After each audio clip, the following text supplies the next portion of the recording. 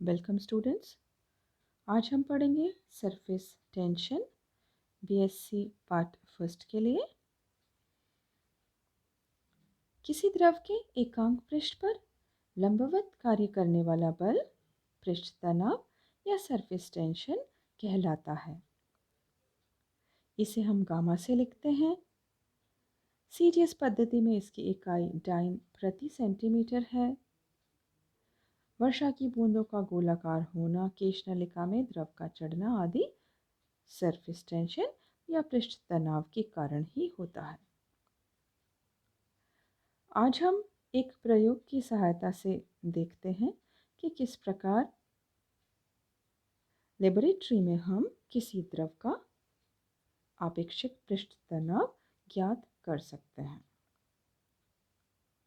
तो अगर जो दिया हुआ द्रव है वह इथाइल अल्कोहल है, तो किस तरह से लैब में हम उसका पृष्ठ तनाव ज्ञात करेंगे। आइए इसे डिटेल में समझते हैं।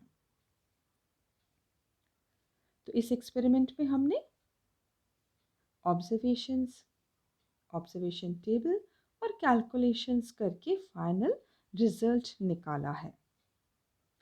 पिछला जो पार्ट 1 था सरफेस टेंशन का, उसमें हमने जनरल बताया था कि किस तरह से एक अननोन लिक्विड का सरफेस टेंशन आप निकाल सकते हैं। सरफेस टेंशन पार्ट 2 में हम इथाइल अल्कोहल का किस प्रकार से आप लेबोरेटरी में पृष्ठ तनाव ज्ञात कर सकते हैं, इसे विस्तार से समझते हैं। तो प्रयोग है हमारा, दिए हुए अज्ञात द्रव या इथाइल अल्कोहल का बिंदुमापी स्टेलेग्मोमीटर की सहायता से आपेक्षिक पृष्ठ तनाव ज्ञात करना। To determine the relative surface tension of a given liquid, that is ethyl alcohol, by stalagmometer। तो जो अज्ञात द्रव है वह आपका इथाइल अल्कोहल है। जो उपकरण है बिंदुमापी, बीकर, पिंचकॉक एक्सेट्रा। सिद्धांत: यदि दो भिन्न भिन्न द्रवों के समान आयतन V के लिए बिंदुमापी से गिरने वाली बूंदों की संख्या क्रमशः N1 व N2 है और उन द्रवों की घनत्व और पृष्ठ तनाव सरफेस टेंशन क्रमशः D1 व D2 और गामा 1 व गामा 2 हों, तो 2 pi r into gamma 1 is equal to V upon N1 into D1 into G एक द्रव के लिए, और 2 pi r into gamma 2 is equal to V upon N2 into D2 into G दूसरे द्रव के लिए। अतः गामा 1 अपॉन गामा 2 बराबर D1 upon D2 into N2 upon N1। Therefore gamma 2 is equal to D2 upon D1 into N1 upon N2 into gamma 1। तो जब एक द्रव आसुत जल के लिए घनत्व तथा उसका पृष्ठ तनाव गामा 1 ज्ञात हो, तो दूसरे दिए गए अज्ञात द्रव के लिए पृष्ठ तनाव गामा 2 का मान उपर्युक्त सूत्र की सहायता से ज्ञात कर लेते हैं। तो ये सूत्र आपको अच्छी तरह से ध्यान में रखना है। इस सूत्र की सहायता से हम किसी भी अज्ञात द्रव का पृष्ठ तनाव बहुत ही आसानी से ज्ञात कर सकते हैं। आइए अब इसे कैसे ज्ञात करना है इसकी विधि समझते हैं। तो चित्र में हमने एक बिंदुमापी या स्टेलेग्मोमीटर दिखाया है। इस स्टेलेग्मोमीटर में बीच में एक बल्ब B है, नीचे बल्ब B के नीचे चिन्ह N है और बल्ब B के ऊपर चिन्ह M है। इसके ऊपर हम एक रबर की नली लगा देते हैं ताकि उससे आसानी से हम पानी या लिक्विड को ऊपर खींच सकते हैं। तो एक बीकर में हम आसुत जल लेते हैं और और उसमें हम जो बिंदुमापी का चपटा सिरा है डुबो देते हैं। फिर उसे जल को हम ऊपर की ओर जो रबर ट्यूब हमने लगाई थी उससे मुंह से खींचते हैं और आसुत जल को बिंदुमापी में ऊपरी चिन्ह M से थोड़ा ऊपर तक भर लेते हैं। तो चित्र में M देख सकते हैं आप। इस M चिन्ह के थोड़ा सा ऊपर तक हम सक करके रबर ट्यूब से आसुत जल को भर लेते हैं।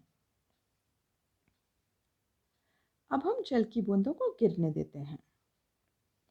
जैसे ही जल की सतह ऊपरी चिन्ह M तक आ जाए तो फिर हम गिरने वाली बूंदों को गिनना शुरू करते हैं तथा चिन्ह N आने तक बूंदों को गिनते हैं। माना कि कुल बूंदें N1 गिरती हैं। तो हमें क्या करना है? रबर ट्यूब की सहायता से वाटर को M से थोड़ा ऊपर खींचना है। उसके बाद धीरे धीरे बूंदों को गिरने देना है। जैसे ही जल की सतह ऊपरी चिन्ह M तक आ जाए हम बूंदों को गिनना शुरू कर देंगे और चिन्ह N तक आने तक बूंदों को गिनते रहेंगे लगातार। सामान्यतः बिंदुमापी से 15 से 20 बूंदें प्रति मिनट गिरनी चाहिए। इस प्रक्रिया को हम 3-4 बार दोहराते हैं तथा औसत बूंदों की संख्या ज्ञात कर लेते हैं।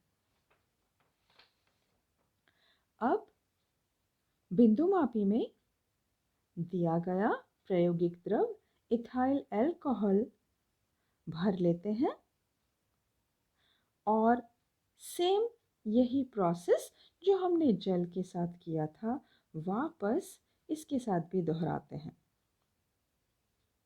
तो इसे भी हम इस चित्र की सहायता से आप आसानी से समझ सकते हैं।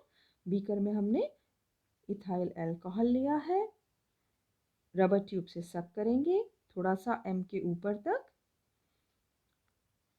जैसे ही M चिन्ह तक लिक्विड अल्कोहल हमारा आ जाएगा उसके बाद हम बूंदों को गिनना शुरू करेंगे और चिन्ह N तक आने तक बूंदों को हम गिनते रहेंगे।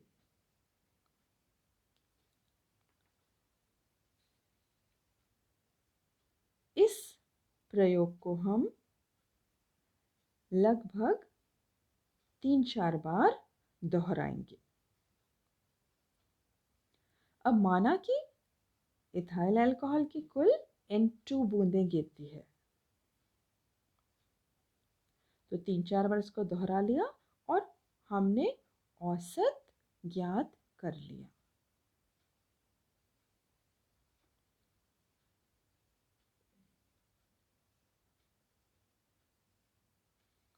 अब देखते हैं हम प्रेक्षण या ऑब्जर्वेशंस। तो जो एक्सपेरिमेंट हम कर रहे हैं उस वक्त कमरे का ताप है हमारा 30 डिग्री सेंटीग्रेड। 30 डिग्री सेंटीग्रेड पर जल का घनत्व D1 बराबर 0.9956 यह अप्रॉक्सीमेटली 1 ग्राम पर मिलीलीटर होता है। जो ये स्टैंडर्ड वैल्यूज हैं जल का घनत्व और बाकी लिक्विड्स का घनत्व और उनका पृष्ठ तनाव, ये सब आपको जो भी आपके प्रैक्टिकल की बुक्स हैं उसमें पीछे टेबल या सारणी बनी हुई होती हैं उनमें ये जो स्टैंडर्ड वैल्यूज़ हैं ये लिखी हुई होती हैं। तो अगर सपोज़ आप जब एक्सपेरिमेंट कर रहे हैं कमरे का ताप 30 डिग्री से कम या 30 डिग्री से ज़्यादा, कभी 20 डिग्री हो सकता है, 25 हो सकता है, तो जिस भी वक्त आप एक्सपेरिमेंट करते हैं उसके उस वक्त जितना कमरे का ताप है उसके अनुसार आप घनत्व और पृष्ठ तनाव की वैल्यूज़ को सारणी से देख करके उतनी ही हमें लिखनी है यहाँ पे। तो चूँकि हमने एक्सपेरिमेंट 30 डिग्री सेंटीग्रेड पे किया है और 30 डिग्री सेंटीग्रेड पर हमने सारणी से देख लिया कि जल का घनत्व इतना है। इसी तरह से 30 डिग्री सेंटीग्रेड पर जल का पृष्ठ तनाव 71.18 डाइन पर सेंटीमीटर होता है। कमरे के ताप पर 30 डिग्री सेंटीग्रेड दिए गए द्रव इथाइल अल्कोहल का घनत्व D2 बराबर 0.781 ग्राम प्रति मिलीलीटर और कमरे के ताप पर दिए गए द्रव इथाइल अल्कोहल का पृष्ठ तनाव हम निकाल रहे हैं गामा 2। ठीक है, आगे देखते हैं प्रेक्षण सारणी या ऑब्जर्वेशन टेबल।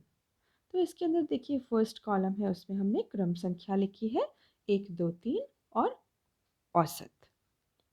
सेकेंड कॉलम में आश्रित जल की बूंदों की संख्या N1, कहाँ से, चिन्ह M से चिन्ह N तक।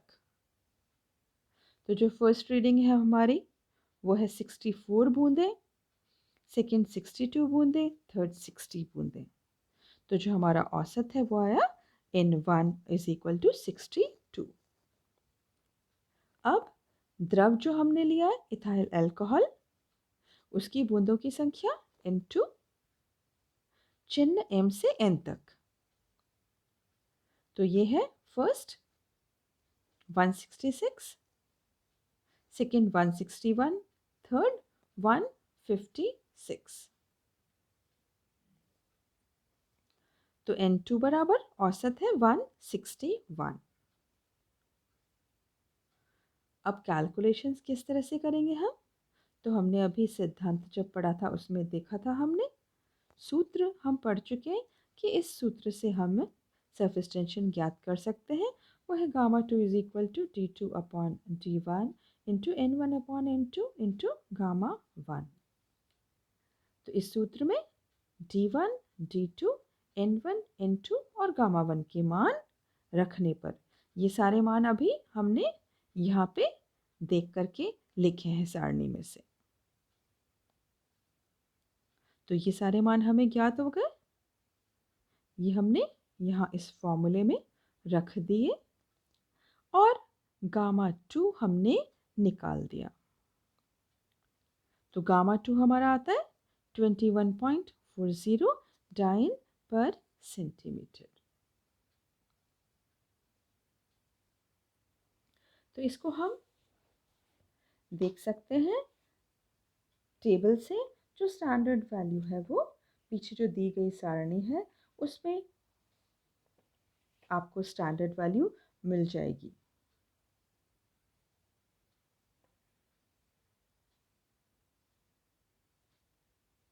तो इस प्रकार से आज हमने देखा कि किस तरह से हम लेबोरेटरी में इथाइल अल्कोहल का, जो कि हमारा अननोन लिक्विड था, उसका सरफेस टेंशन या पृष्ठ तनाव बहुत ही आसानी से निकाल सकते हैं।